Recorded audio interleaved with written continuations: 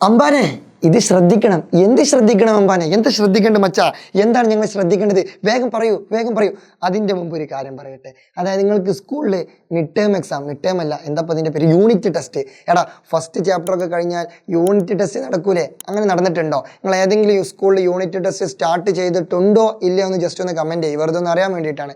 ഏതൊക്കെ സ്കൂളുകളിൽ എവിടെയൊക്കെ യൂണിറ്റ് ടെസ്റ്റ് സ്റ്റാർട്ട് ചെയ്തിട്ടുണ്ടോ എന്ന് ജസ്റ്റ് ഒരു ഇൻഫർമേഷൻ വേണ്ടിയിട്ട്, just casual information. So unit test നടന്നിട്ടുണ്ടോ ഇല്ലയോ എന്ന് ജസ്റ്റ് എന്ത് ചെയ്യുക, കമൻറ്റ് ചെയ്യുക.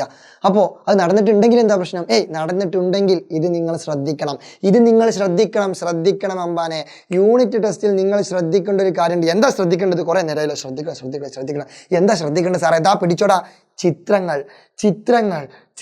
ശ്രദ്ധിക്കണം. എന്ത് ചിത്രങ്ങൾ? എടാ മുത്തുമണികളെ, ബയോളജി ക്വസ്റ്റ്യൻ പേപ്പർ വരുമ്പോൾ ബയോളജി ക്വസ്റ്റ്യൻ പേപ്പറിൽ എല്ലായ്പ്പോഴും നിങ്ങളുടെ 8ാം ക്ലാസ്സിൻ്റെ പബ്ലിക് എക്സാമിൻ്റെ ക്വസ്റ്റ്യൻ പേപ്പർ എടുത്ത് നോക്കൂ. ബയോളജീൻ്റെ ഇനി പബ്ലിക് എക്സാം പോട്ടെ, ഓണപ്പരീക്ഷൻ്റെ ക്വസ്റ്റ്യൻ പേപ്പർ എടുത്ത് നോക്കി, ഇനി ക്രിസ്മസ് പരീക്ഷൻ്റെ ക്വസ്റ്റ്യൻ പേപ്പർ എടുത്ത് നോക്കി, നിങ്ങളെ 8ാം ക്ലാസ്സിൻ്റെ ഏത് ക്വസ്റ്റ്യൻ പേപ്പർ എടുത്ത് നോക്കി കഴിഞ്ഞാലും, ഏത് പബ്ലിക്കിൻ്റെ, ഏത് ഓണത്തിൻ്റെ, ഏത് ക്രിസ്മസ് പരീക്ഷൻ്റെ എക്സാം ക്വസ്റ്റ്യൻ പേപ്പർ എടുത്ത് നോക്കി കഴിഞ്ഞാലും അതിൽ ഒരൊറ്റ ചിത്രത്തിൻ്റെ ക്വസ്റ്റ്യനെങ്കിലും ഉണ്ടാവും. ഒരൊറ്റ ചിത്രത്തിൻ്റെ ക്വസ്റ്റ്യൻ ഇല്ലാത്ത ബയോളജീൻ്റെ ഏതെങ്കിലും പബ്ലിക് എക്സാമിൻ്റെ ക്വസ്റ്റ്യൻ പേപ്പർ നിങ്ങൾ എനിക്ക് കാണിച്ചു തരികയാണെന്നുണ്ടെങ്കിൽ ഞങ്ങൾക്ക് ലൈഫ് ടൈം സെറ്റിൽമെൻറ്റ്. അത്രയും കോൺഫിഡൻസാണ്. അപ്പോൾ ബയോളജി ക്വസ്റ്റ്യൻ പേപ്പറിൽ എന്തായാലും എന്ത് ചെയ്യും, ചിത്രം വെച്ചിട്ട് ചോദിക്കും. അപ്പോൾ ഞങ്ങളിപ്പോൾ 1ാമത്തെ പാഠത്തിൽ ഇപ്പോൾ ഏതൊക്കെയാണ് ചിത്രങ്ങൾ സാറേ ഞങ്ങൾക്ക് അറിയില്ലല്ലോ. അവിടെ മൈക്രോസ്കോപ്പിൻ്റെ ഭാഗങ്ങൾ അടയാളപ്പെടുത്താൻ ചോദിക്കും. അതേപോലെ തന്നെ പിന്നെ നമ്മൾ ജന്തുകോശത്തിൻ്റെയും സസ്യകോശത്തിൻ്റെയും ഓരോരോ മറ്റേ കോശ അംഗങ്ങളെ കുറിച്ച് പഠിച്ചിരുന്നു. സെൽ ഓർഗനൽസിനെ കുറിച്ച് mitochondria, endoplasmic reticulum, Golgi complex, ribosome, അങ്ങനെ കുറേ ആൾക്കാരെ കുറിച്ച് പറഞ്ഞിരുന്നു. ആ ആൾക്കാരുടെ ചിത്രങ്ങളൊക്കെ എന്ത് ചെയ്യുക, ജസ്റ്റ് ഒന്ന് നോക്കി വെക്കുക. പിന്നെ അതേപോലെ തന്നെ എന്താണ് ജന്തുകോശത്തിൻ്റെയും സസ്യകോശത്തിൻ്റെയും ചിത്രമൊക്കെ എന്ത് ചെയ്യുക, ജസ്റ്റ് ഒന്ന് വെറുതെ ഇങ്ങനെ നോക്കി വെക്കുക. അപ്പോൾ അതൊക്കെ എന്ത് ചെയ്യുക, ചിത്രങ്ങൾ മെയിനായിട്ട് എന്ത് ചെയ്യുക, ഫോക്കസ് ചെയ്യുക. കാരണം ചിത്രങ്ങൾക്ക് വെരി വെരി ഇമ്പോർട്ടൻ്റ് ആണ് ഇൻ ബയോളജിയിൽ. അപ്പോൾ സാർ ഞങ്ങൾക്ക് ചിത്രം വരയ്ക്കാൻ അറിയില്ലല്ലോ സാറേ, എനിക്ക് ചിത്രം വരയ്ക്കാൻ അറിയില്ലല്ലോ സാറേ, എനിക്ക് ചിത്രം വരയ്ക്കാൻ അറിയാൻ പാടില്ല സാറേ. പേടിക്കണ്ട, എടാ എനിക്കും ചിത്രം വരയ്ക്കാൻ അറിയില്ല.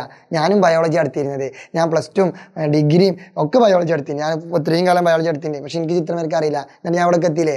അപ്പം പേടിക്കണ്ട. കാരണം ഞാനൊക്കെ ഫുൾ എൻ്റെ റെക്കോർഡ് ഷീറ്റൊക്കെ ഡിഗ്രിക്ക് ഫുൾ പെൺകുട്ടികളെ കൊണ്ട് വരപ്പിച്ചിട്ടുണ്ട്. എന്ത് ചെയ്യാൻ, സ്കില്ല് പോട്ടെ.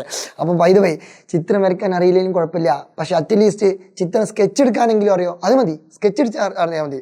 പരീക്ഷയ്ക്ക് എന്ത് ചെയ്യുക, ചിത്രം പകർത്തി വരക്കുക 1 മാർക്ക്. പകർത്തി വരക്കണതിന് 1 മാർക്കുണ്ട്. റീഡ്രോ ചെയ്യണതിന് 1 മാർക്കുണ്ട്. അപ്പം നിങ്ങൾക്ക് അറ്റ്ലീസ്റ്റ് എന്ത് ചെയ്യുക, സ്കെച്ച് എടുക്കാൻ അറിഞ്ഞാൽ മതി. ഇനി ചിത്രം ഭയങ്കര അടിപൊളിയായിട്ട് വരയ്ക്കാൻ വയ്ക്കണമെന്നൊന്നുമില്ല. ഒരു സയൻറ്റിഫിക് ആയിട്ടൊരു ചിത്രം കിട്ടിയാൽ മതി. അതിൻ്റെ ഒരു ഏകദേശ ഭാഗങ്ങളൊക്കെ ഒരു എന്താണ് ഒരു ഐഡിയ ഉണ്ടാക്കി വെച്ചാൽ മതി. അല്ലാണ്ട് ഭയങ്കര അടിപൊളി ചിത്രമാണെന്നൊന്നുമില്ല. ഓക്കെ.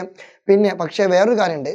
ചിത്രം നിങ്ങൾക്ക് അടിപൊളിയായിട്ട് വരയ്ക്കാറില്ലെങ്കിലും അതിൻ്റെ ഭാഗങ്ങൾ കണ്ടാൽ മനസ്സിലാവണം. അതായത് ഏതൊക്കെ ഭാഗങ്ങൾ എവിടെയൊക്കെയാണ്, അല്ലെങ്കിൽ ഇതിൻ്റെ ഷേപ്പ്, ഈ ഷേപ്പിലുള്ളത് ഇതാണ്, ആ ഷേപ്പിലുള്ളത് അതാണ്, അല്ലെങ്കിൽ മൈറ്റോകോൺട്രിയോൺ കണ്ടാൽ ഇത് മൈറ്റോകോൺട്രിയോൺ ആണ്, എൻഡോപ്ലാസ്മിക് റെറ്റിക്കുലം കണ്ടാൽ ഇത് എൻഡോപ്ലാസ്മിക് റെറ്റിക്കുലാണ്, ഇത് റൈബോസോമാണ്. അങ്ങനെ മനസ്സിലാവണം. അതായത് ഒരു സാധനം കണ്ടാൽ അത് ഇന്ന ആളാണെന്നുള്ളത് എന്ത് ചെയ്യണം, ഐഡൻറ്റിഫൈ ചെയ്യാൻ പറ്റണം. അങ്ങനെയാണെങ്കിൽ നിങ്ങൾ എന്ത് ചെയ്യണം, രക്ഷപ്പെട്ടു. ഓക്കെ. അപ്പോൾ എന്ത് ചെയ്യുക, പരീക്ഷയ്ക്ക് പോകുന്നതിന് മുമ്പ് യൂണിറ്റ് ടെസ്റ്റൊക്കെ ഇപ്പോൾ സ്കൂളുകളിൽ തകൃതിയായിട്ട് നടക്കുന്ന ഒരു സമയമാണ്. ട്യൂഷനും സ്കൂളിലും മറ്റു എല്ലാ സ്ഥലത്തും എക്സാം ഉണ്ടാവും. അപ്പോൾ അതിൻ്റെ മുമ്പ് എന്ത് ചെയ്യുക, നിങ്ങൾ ചിത്രങ്ങൾ എന്ത് ചെയ്യുക, ജസ്റ്റ് ഒന്ന് നോക്കി വെക്കുക. അങ്ങനെയെങ്കിൽ നിങ്ങൾക്ക് പരീക്ഷയ്ക്ക് നല്ല മാർക്ക് സ്കോർ ചെയ്യാൻ പറ്റും. അപ്പോൾ എല്ലാവർക്കും ഒരു അഡ്വാൻസ് വിജയാശംസകൾ നേർന്നുകൊണ്ട് ഗുഡ് ബൈ.